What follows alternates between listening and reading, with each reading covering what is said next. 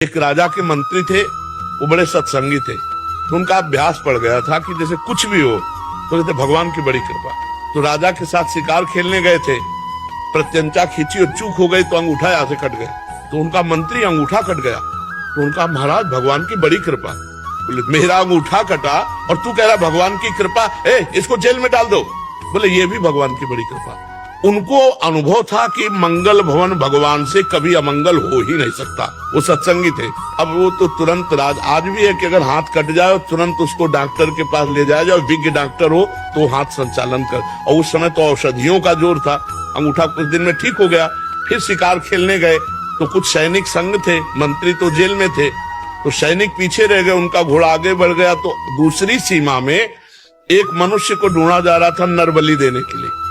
तो जो ही राजा को देखा तो दूसरे राजा ने अपने सैनिकों के साथ उनको कवर कर लिया कि इससे बढ़िया क्या होगा।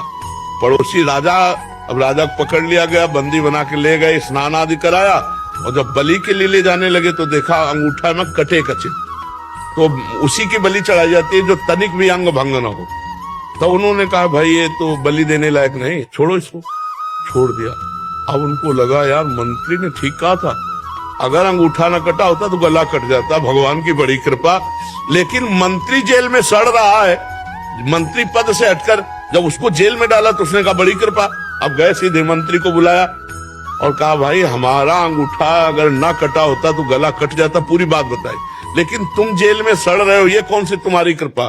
बोले महाराज मैं मंत्री हूँ, सैनिक कहीं भी पीछे रह जाते मेरा घोड़ा आपके साथ होता, और आप बंदी बनाए जाते मैं बनाया।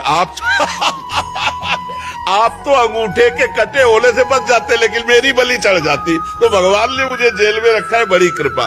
तो अगर हम वास्तविक विश्वास करें तो भगवान जो करते हैं उसमें कृपा ही है, पक्का कृपा है, उसमें हम संशय न करें, भगवान के भरोसे रहे, नाम जप करें।